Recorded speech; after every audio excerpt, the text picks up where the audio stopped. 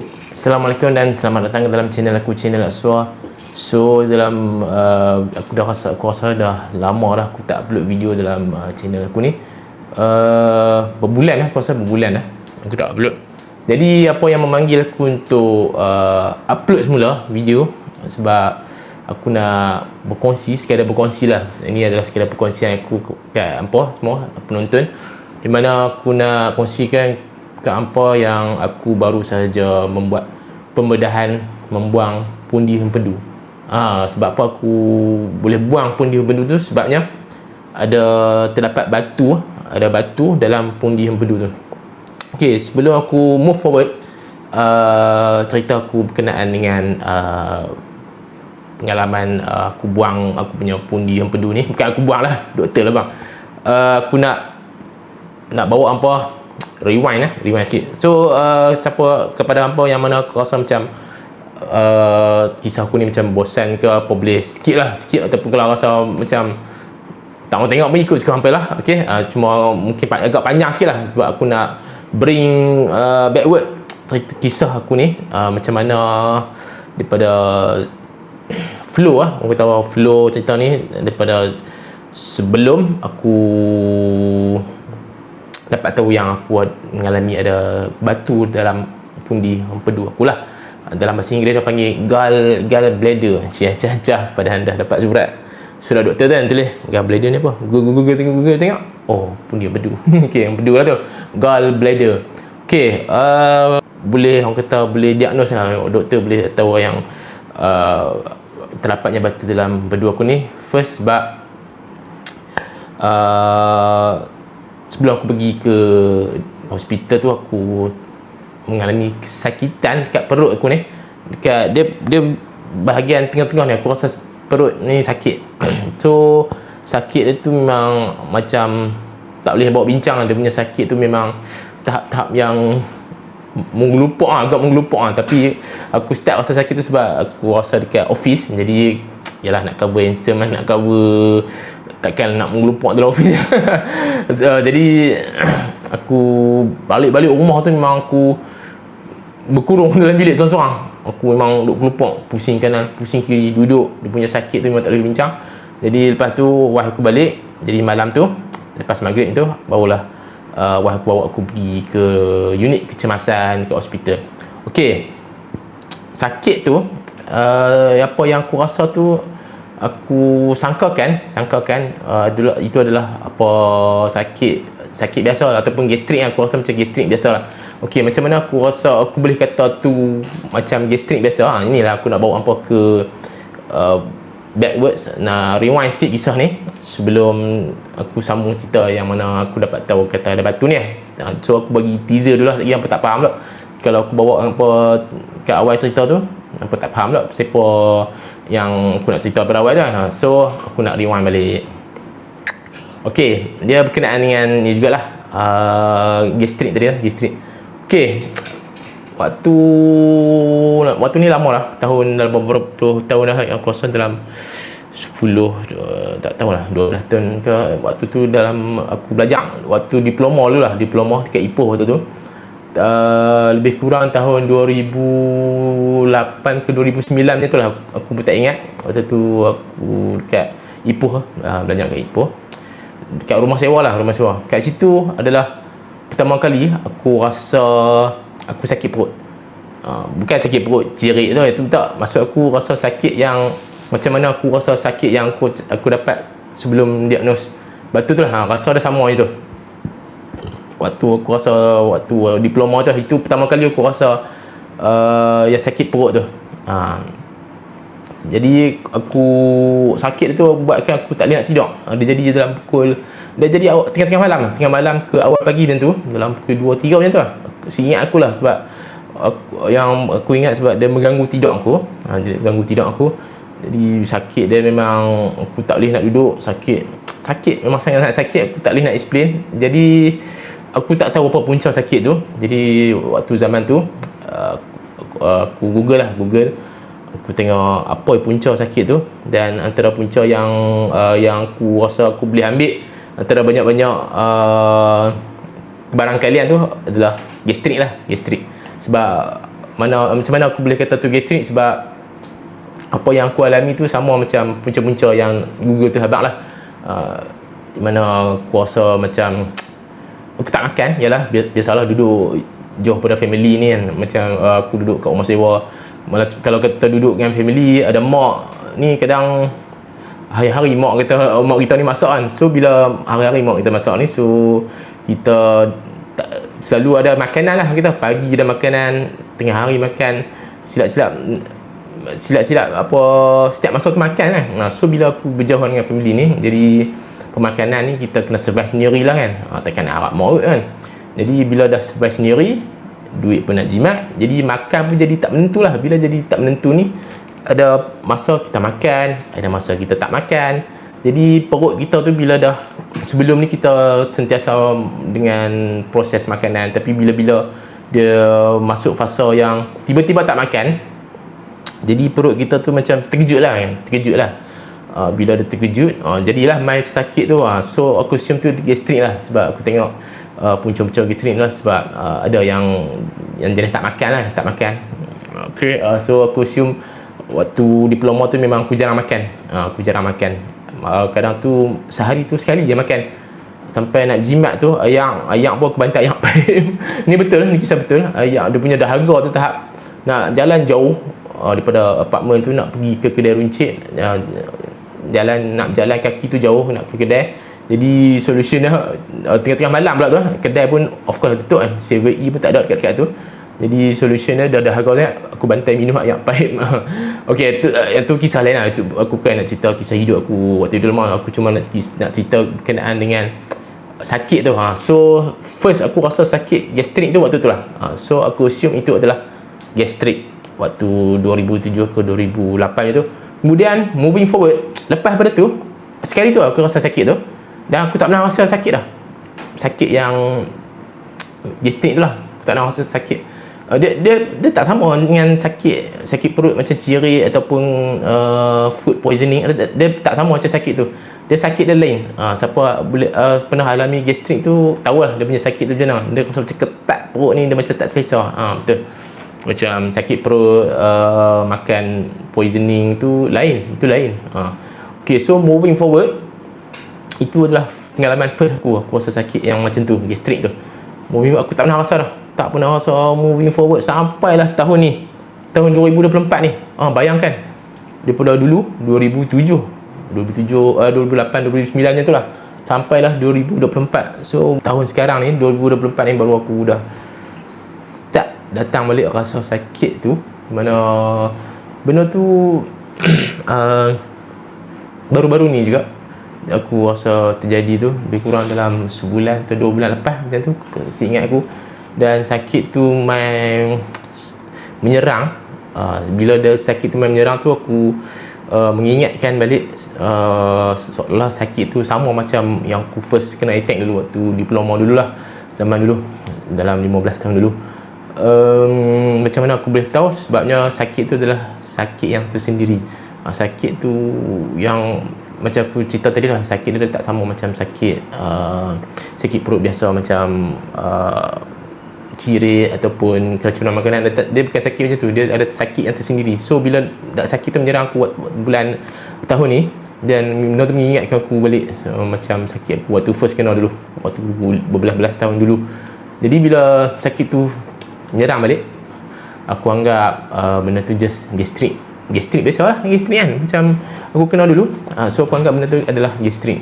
Dan punca dia aku rasa sebab mungkin aku start diet secara mengejut. So aku anggap macam sebelum ni aku duduk makan. Lepas tu aku rasa macam aku nak kurangkan berat badan aku. So aku rasa macam tiba-tiba perut aku, mungkin aku rasa macam masih belum bersedia, jadi aku diet. Jadi sebab itulah aku rasa aku kena serangan gastrik tu balik lah.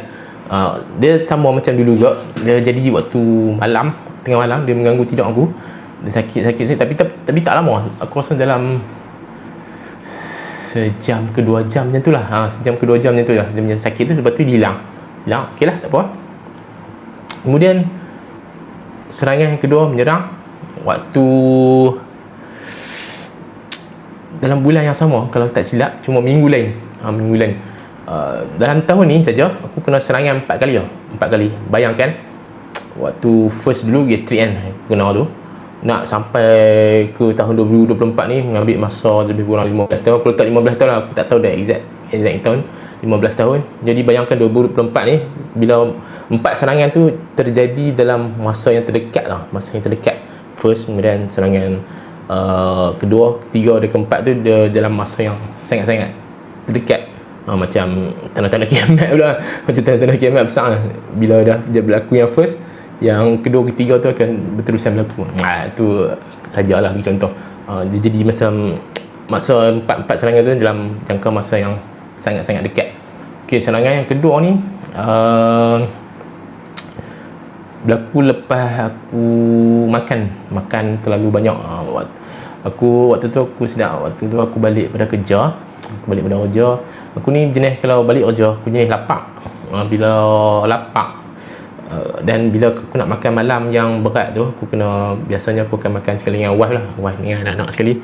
Jadi biasa aku bila balik kerja tu, lalu aku dulu yang akan sampai rumah. Bila aku sampai rumah dulu, jadi tak nak lah makan dulu lah nasi ke yang makanan berat, makan malam lah, sebab aku nak simpan untuk makan bersama dengan family kan. Jadi bila sementara nak tunggu tu, aku akan cari jajan, kacang. Aku kan serongkak aku punya kabinet, cari lah kacang ke apa yang ada, kopok ke biskut, aku akan bantai dulu. Dan waktu tu petang tu aku makan kacang, aku ingat aku kacang aku makan sampai kenyang. Bayangkan, sebab perut aku lapar, makan sampai kenyang. Tu bila dah wife aku balik. So bila dah balik waktu tu aku rasa kami makan luar kot. Kami makan luar. So kami keluar lepas maghrib tu, keluar makan malam. Makan dan kedai tu yang tak tahannya, dia punya menu tu aku order nasi goreng Cina kalau tak silap. Dia punya menu nasi goreng tu memang sangat-sangat banyak. Bayangkan aku dah makan kacang petang tu, kenyang, makan sampai kenyang. Lepas tu malam tu aku bantai makan sepinggan nasi goreng Cina yang sangat banyak. Memang perut aku sangat-sangat kenyang. Aku rasa seumur hidup aku itu adalah kenyang yang paling kenyang aku pernah alami. Aku pernah kenyang ialah macam buka puasa kena tu makan bantai, makan banyak-banyak, kenyang sampai menggelegak perut bunyi ayak. Tapi tak boleh lawan challenge yang aku makan waktu malam tu. Ya, terlampau kenyang. Lepas tu malam tu time dah tidur, aku terbangun, terjaga. Aku heran bila serangan perut ni dia terjadi bila diserang time dia akan ganggu waktu tidur aku. Kalau orang lain aku tak tahu lah, dia jadi bila siang. Macam tu bila main sakit perut tu. Yang ni yang serangan yang aku rasa kedua yang paling lama. Yang ni yang first ni sejam 2 jam lah. Yang ni serangan ni agak lama. Dia ingat aku dalam pukul 9 lebih tu dia serang. Sebab kami family memang tidak awal dalam lepas isyak tu, lalunya dah kami memang dah tidur lah. So pukul 9 tu serangan sakit perut tu datang. Dan rasa dah sama macam aku rasa first dulu, masa kali kedua dulu. Aku rasa sama macam tu. So aku tak assume apa, aku tak expect apa. Aku masih kata benda tu adalah gastrik. Dan apa yang penyebab gastrik tu aku tak, sebab biasa gastrik kita tahu yang dia benda yang tak makan, benda yang bila tak makan kan. Tapi bila main serangan tu aku masih kata tu gastrik. Tapi gastrik bila makan terlalu banyak. Makan terlalu banyak. Aku tak tahulah gastrik ada kan makan terlalu banyak. Aku pun tak tahu. Apa boleh google lah. Tapi sebab aku boleh tahu kata aku sakit perut tu sebab aku makan banyak waktu lepas maghrib tadi tu kan. Makan yang terlampau kenyang. So aku assume macam mungkin perut aku ni tengah bersusah payah untuk menghadamkan makanan-makanan yang macam kacang dan masuk dengan nasi goreng tu. Bayangkan aku kata tu adalah hari yang paling kenyang dalam hidup aku kan, yang pernah aku rasa kenyang. Sakit dia tu memang sakit yang sama macam aku cakap, memang tak boleh duduk, menggelupak kiri kanan, dan aku jadi macam tak senang duduk. Aku baring tak boleh, duduk tak boleh. Kemudian aku keluar bilik, jalan pergi dapur, duduk kat ruang tamu tak, sambil buat macam ni, sakit menahan sakit lah, memang tengah menahan sakit. Kemudian masuk balik bilik, baring, nak cuba nak lelak ke mata supaya lupakan sakit tu, tak boleh, memang tak boleh. Aku duduk dan peluh-peluh ni keluar peluh. Dan bayangkan aku menahan sakit tu sampai pukul 3 lebih. Bayangkan daripada pukul 9 sampai pukul 3 lebih. Dah agak lama, memang agak lama kan. Jadi pukul 3 lebih tu baru aku rasa macam dah hilang, lega. Aku rasa okey, tak apalah. Waktu tu aku muntah. Aku dah muntah dan keluar nasi goreng yang aku makan tu. Aku anggap benda tu aku terlalu kenyang kot kan. Mungkin perut aku ni aku belasah masuk macam-macam kan, sampai kenyang, sampai muntah. Dan kemudian dah pukul 3 lebih tu aku dah memang sangat-sangat mengantuk dan sakit aku dah makin lama makin hilang, dan aku letak kepala dan terus lelap lah dan tidur. Okey, itu serangan yang ketiga lah. Kira ketiga, tapi serangan yang kedua pada tahun 2024. Jadi aku letak dia serangan yang kedua lah untuk tahun ni, untuk fasa yang kedua. Kemudian serangan yang ketiga memang tak jauh beza. Dalam seminggu ke 2 minggu itu, waktu tu kami balik kampung wife kat Rawang, tunang adik ipar kalau tak silap. Hari kedua kat sana, tak silap lah, hari kedua ketiganya tu lah kat sana, aku alami benda yang sama. Sakit macam tu juga, sakit kat sini tengah-tengah ni. So aku anggap tapi sakit kali ni dia sakit sama, cuma dia lebih ke arah angin. Macam rasa macam angin yang ada, dia tak lepas. Nak keluar belahak pun tak boleh, nak kentut pun tak boleh. Dia macam ada kat sini je. Ada kat sini, tapi campur dengan sakit yang gastrik tu sikit. Sakit yang gastrik tu sikit. Dia tak apa teruk. Tapi aku agak menahan juga lah sakit. Lepas tu aku macam tak boleh nak gerak. Aku minta tolong wife aku belikan Ino. Dan wife aku pun dia kena jaga anak kan.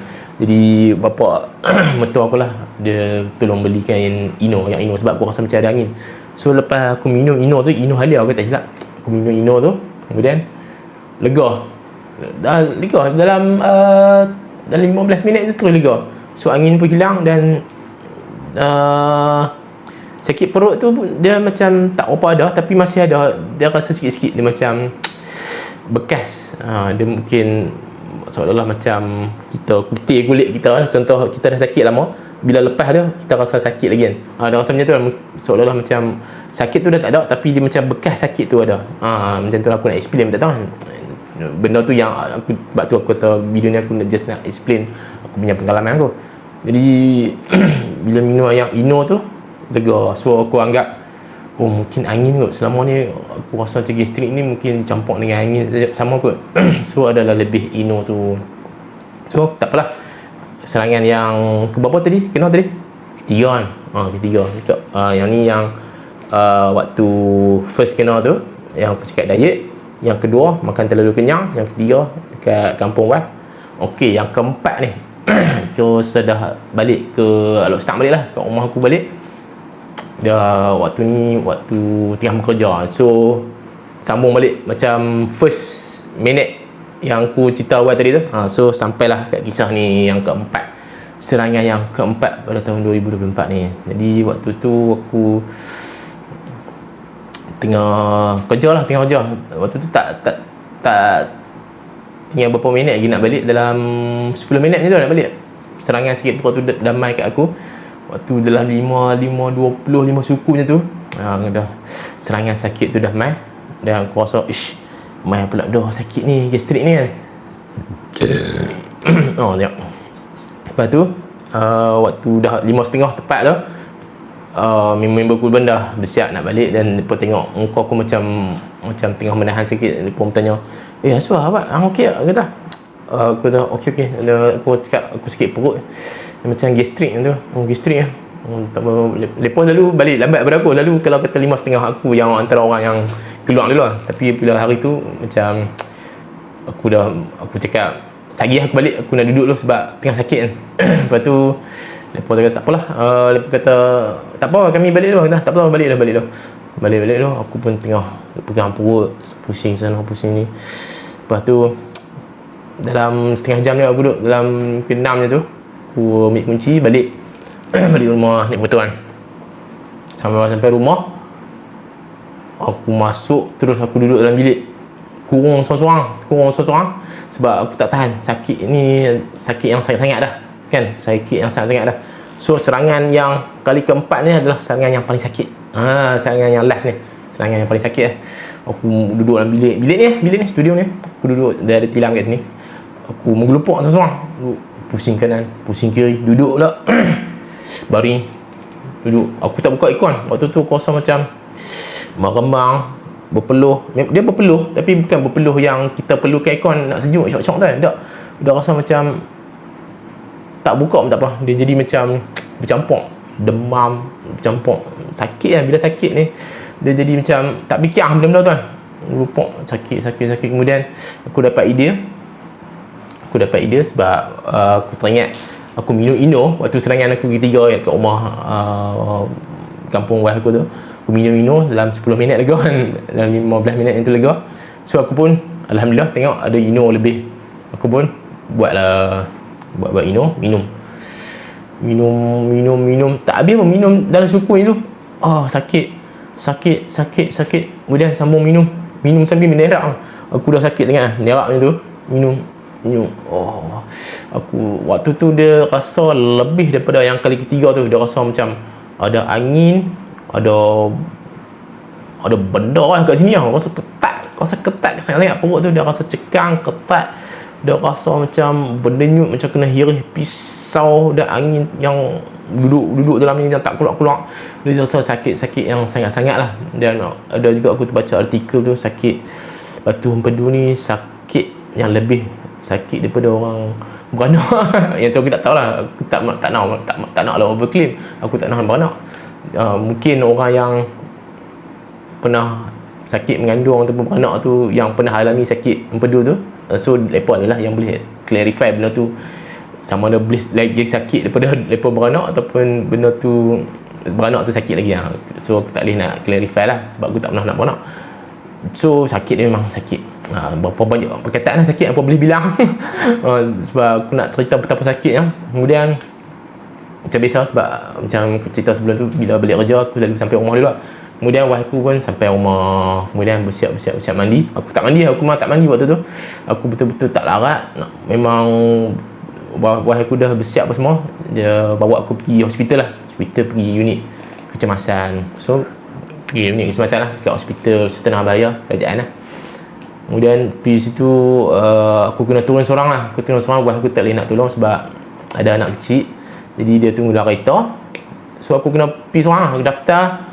Kemudian tengah-tengah nak daftar, bagi kad bayar dalam RM1, RM2 macam tu lah. Kerajaan biasa murah. Kemudian aku dah tak tahan lah. Dia tengah duduk proses bayaran tu, keluarkan resit. Aku duduk situ, duduk tepuk meja, ketak. Aku rasa macam nak muntah. Aku dah tak tahan. Aku duduk telan elok. Benda tu nak muntah tu macam tengah duduk sampai sini lah. Aku rasa macam ya Allah, nasib baik. Lepas tu dah settle, dah bagi resit, aku lari terus pergi toilet. Nasib baik toilet tak jauh lah. Aku jalan laju, masuk. Kemudian ada 3 bilik Nasib baik ada satu kosong hujung tu. Aku tak sempat nak tutup. Aku masuk lari, muntah terus kat jamban tu, dalam jamban tu. Aku tak sempat nak tutup pintu tandas tu. Aku lepas muntah. Kemudian dah macam boleh kontrol sikit, aku baru tutup lock. Kemudian sambung muntah. Muntah. Waktu tu memang dah teruk sangat dah. Aku pun dah tak tahu, muka aku dah tak turun sangat dah. Kemudian dah macam dah lega. Bukan lega sakit lega dah habis muntah tu. Kemudian aku keluar, masuklah dalam bilik klinik kecemasan. So tunggu situ. Dia punya sakit ni lain macam tau. Sakit ni dia sampai membawa ke belakang, sampai ke tulang berikat ni. Aku pun tak tahu panggil apa kat sini. Dia sakit belakang. So aku duduk macam ni. Duduk kat wad kecemasan tu, tunggu doktor kan. Doktor panggil, sambil kaki duduk apa, inilah, duduk goyang-goyang. Aku tak boleh nak duduk diam. Kemudian tengok sana, aku sambil duduk tekan perut. Sakit. Orang duduk klinik, duduk tengok kan. Mereka pun ada kecemasan mereka kan. Mereka duduk tengok aku pun dah tak peduli orang. Aku duduk macam tu memang duduk sakit. Sakit. Memang aku tak fikir malu apa lah. Dia memang betul sakit kan. Kemudian agak dalam, aku pun tak ingat berapa jam. Kemudian dah sampai, doktor nurse panggil masuk. Doktor tu cek. Doktor tu pun kata sakit apa. Aku cakap sakit sangat. Kemudian dia cucuk tangan aku untuk ambil darah nak cek. Dan doktor tu macam seolah-olah macam nak tenangkan aku lah. Aku cakap sakit apa, kata. Dia kata sakit perut biasa, angin kot. Dia boleh cakap angin lah. Aku pun cakap angin kan lah. angin lah. Kita tak ada, dia bertanya, tu lah saya pun minum Ino tu dia tak hilang-hilang tau. Dia tu biasalah doktor dia akan siasat tanya berapa lama dah sakit. Aku pun tengah duk sakit sangat, aku tak boleh nak fikir, aku tak boleh nak fikir tahu pernah jadi dalam masa terdekat ni. So aku memang tengah sakit waktu tu. Bila tengah sakit, lepas tu bila dah sakit sangat tu doktor pun tengok dah macam teruk sangat aku ni kan. Jadi dia ambil keputusan untuk bawa aku ke zon kuning. Bawa aku ke zon kuning, naik wheelchair. Dia tanya boleh jalan, aku cakap oh tak boleh. Aku tu cakap tak boleh jalan. Memang tak boleh. Boleh tu boleh lah, cuma dah ada buat pilihan lah, wheelchair ataupun jalan. Memang aku pilih wheelchair. Ada nurse yang macam assist dia tu, tengok macam kesian aku, oh dia ni dah tak larat sangat lah, kesian ke dia, tak apa. Doktor tu pun tolak masuk dekat zon kuning. So duduk dekat zon kuning tu agak lama agak lah, kalau macam kena sidai ke. Tapi aku tak boleh nak komplain, sebab tu hospital kerajaan. Jadi orang kata hospital kerajaan ni murah. Jadi bila murah ni kita tak boleh nak expect cepat. Kalau kata nak cepat, pergi swasta, tapi kena banyak mahal lah. So bukan aku nak cakap kerajaan ni murah tapi mereka saja-saja buat lambat. Dah. Mereka bila dah murah ni, orang cakap terlalu ramai patient dalam tu. Jadi kalau kata kena sidai tu benda biasa lah. Biasa kena sidai dalam, aku duduk kat wheelchair tu memang sakit sangat, sakit belakang. Kemudian duduk tak lama tu, nurse ke doktor aku tak ingat dah. Aku bila demam nak tolak ke satu lokasi tu, aku rasa sangat bersyukur sebab aku tak nak duduk terlalu lama kat satu tempat tu, macam kena sidai. Kemudian dia tolak pergi x-ray. Okey, tak apa lah, pergi x-ray. Kemudian dia check lah, buka baju apa semua. Kemudian dia x-ray dah ada, okey tak apalah. Kemudian nurse tolak balik masuk kat zon kuning tu. So bila duduk kat zon kuning tu, yang tu kena sidai paling lama. Wah, aku dah call, lambat lagi. Aku tak boleh nak bagi jawapan sebab aku tak tahu apa langkah seterusnya lepas tu. Aku memang tak tahu apa langkah seterusnya. Jadi aku just kena sidai tepi tu lah. Memang lepas tu ada juga patient sebelah tu, dia letak sebelah tu wheelchair. Dia ada katil untuk patient-patient lain lah. Katil dia bukan ward yang proper, dia ward kecemasan ni, macam dia letak ni tu lah, ni tu lah, sebab dia macam benda yang masuk pergi, orang kata macam masuk kemudian keluar, masuk keluar macam tu lah. Dia macam bukan ward yang statik, macam seolah-olah ward yang berlalu pergilah orang kata, tak lama, tapi dia macam berselerak lah ward kuning. So aku duduk dalam zon kuning tu, kena sidai berjam-jam jugalah. Aku kesian kat wife dengan anak aku lah, mereka tidak nak kereta tu. Kemudian kena sidai. Aku pun dah duduk kat wheelchair tu, memang tak boleh nak tidur. Aku cuba pejam mata nak tidur, supaya aku nak cuba nak tidur tu sebab aku nak masa tu berlalu cepat. So bila dah kadang tu dah tertidur, kemudian bangun, aku tengok, ya Allah, masih kat sini lagi. Aku mengharapkan ada orang yang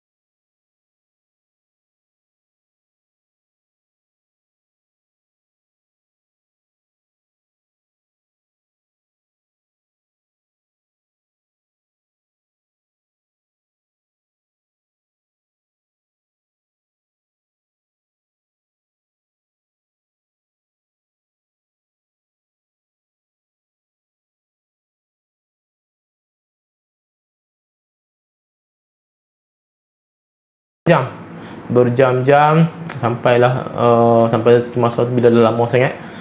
Wah, aku kata dia nak balik dulu, tak apalah, balik dulu lah kan. Aku rasa pun aku tak tahu sampai bila aku duduk kat tu. Kemudian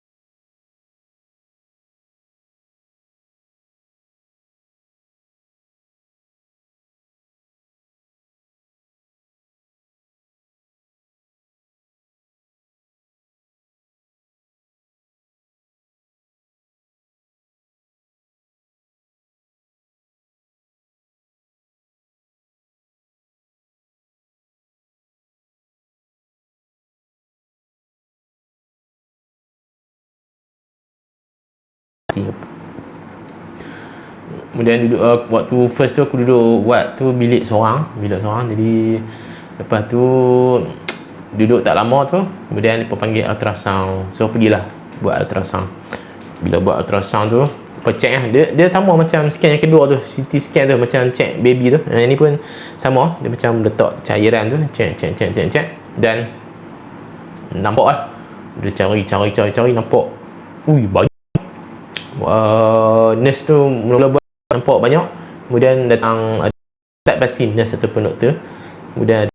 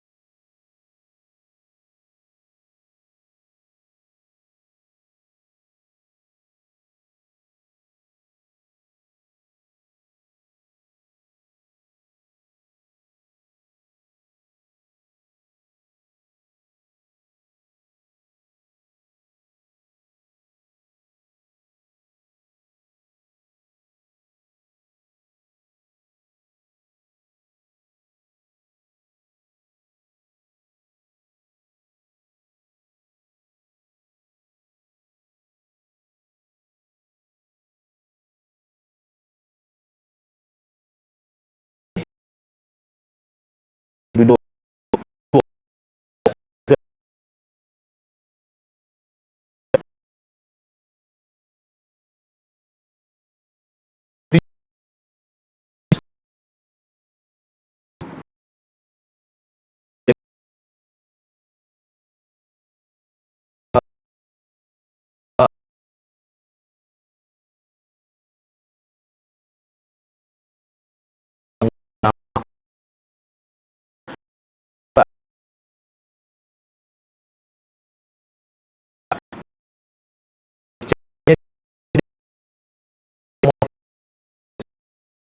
turun, sebab tu akan si aku ke bawah.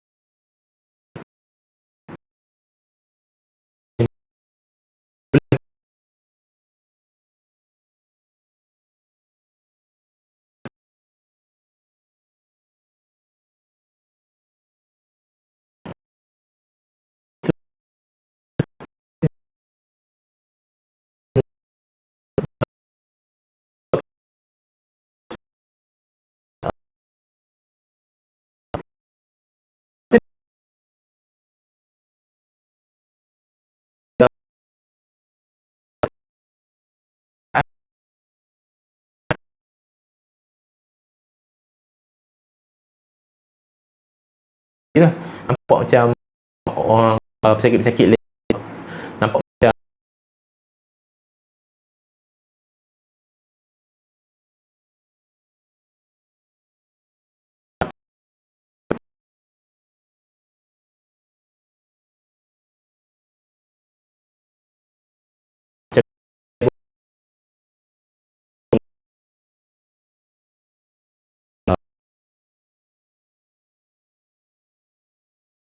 apa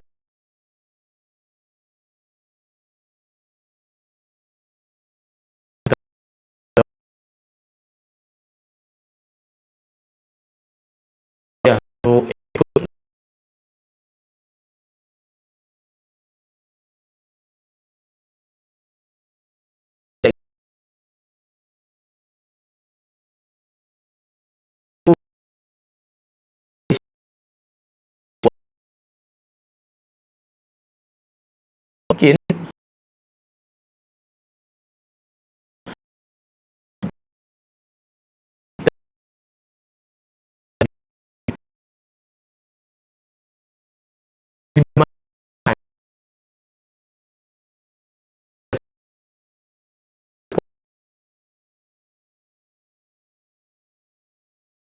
2 pagi tu mungkin hari tu kosong.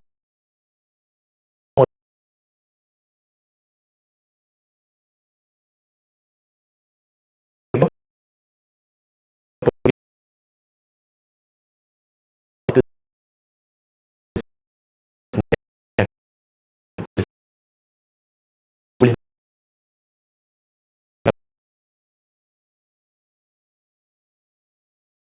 mereka akan contact doktor in charge tu. Kalau kata doktor kita boleh makan, doktor pun kena check dulu list nama aku ni, adakah akan dipanggil lepas tu ataupun tak. Kalau kata macam kemungkinan hari tu malam tu belum dipanggil, dia pun akan suruh aku buka puasa lah, so aku boleh makan lah malam tu. Okay, tapi dengan syarat kena start puasa balik lepas makan je terus puasa, sebab kita tak tahu, sebab kita dalam list kecemasan bila-bila masa akan dipanggil untuk operation. So sampailah ke moving forward, sampailah ke waktu aku operation. Kemudian operation aku kali ni macam banyak kali, bukan banyak kali, 2 kali sebab aku cakap kali sebab operation ni aku rasa aku dah kurang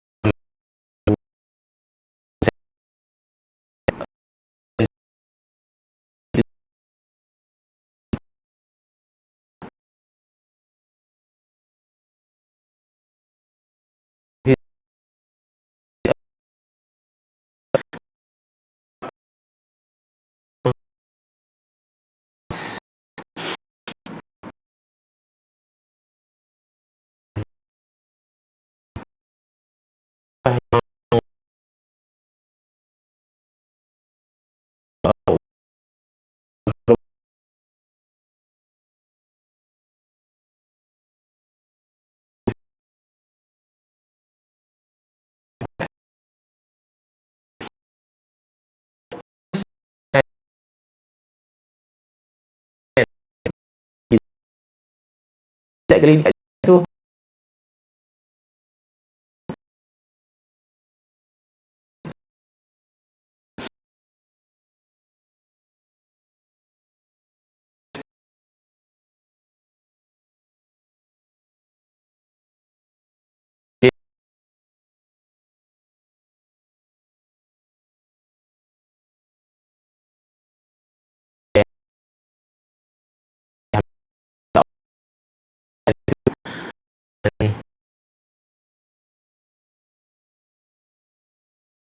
Dan aku bersyukur walaupun aku dah kehilangan satu organ, kira organ lah, orang pedu tu, salah satu organ aku dalam badan aku, dan aku bersyukur sebab aku dah tak tanggung lagi sakit tu. Dan pantang larang dia, aku kena jaga makan lah. Fungsi empedu ni, fungsi dia untuk mencerna ataupun menghancurkan lemak-lemak ataupun kita punya kolesterol, minyak. So itulah fungsi empedu, kalau hampa nak tahulah. So bila kita makan benda-benda yang berlemak, so empedu tu dia akan hancurkan ataupun mencernakan kita punya lemak. Jadi bila empedu tu dibuang, jadi tak ada benda untuk tapis filter minyak ataupun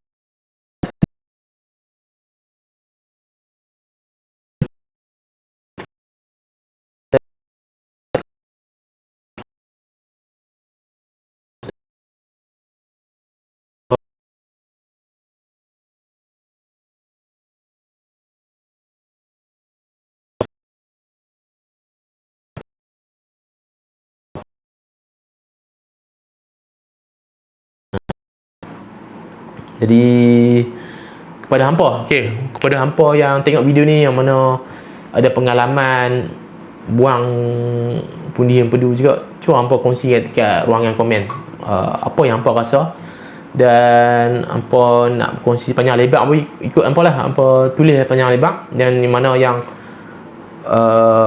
kena nasib sama macam aku tapi belum operation pun hampa komen kat bawah.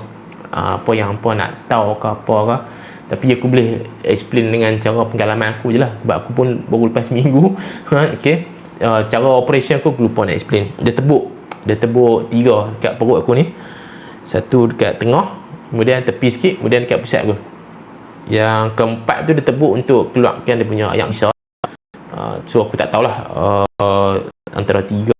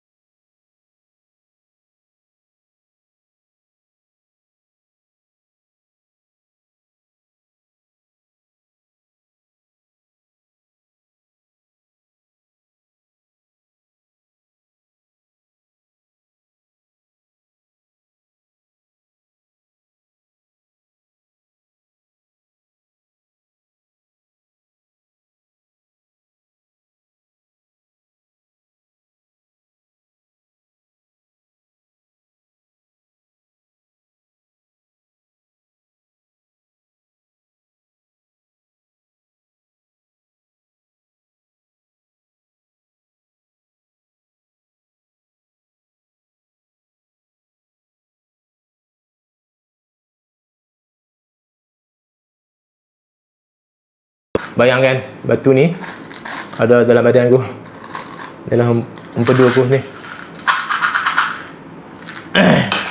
So sampai sini panjang lebar ni.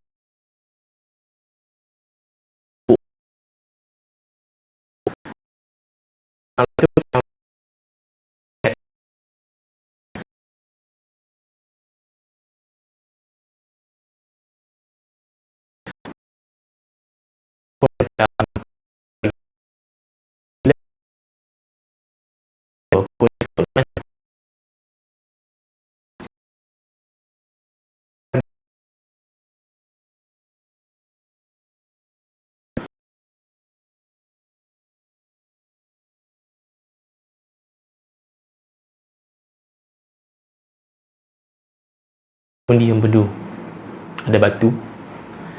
Jadi macam mana pengalaman apa pula, komen kat ruang komen di bawah. Bye. Assalamualaikum.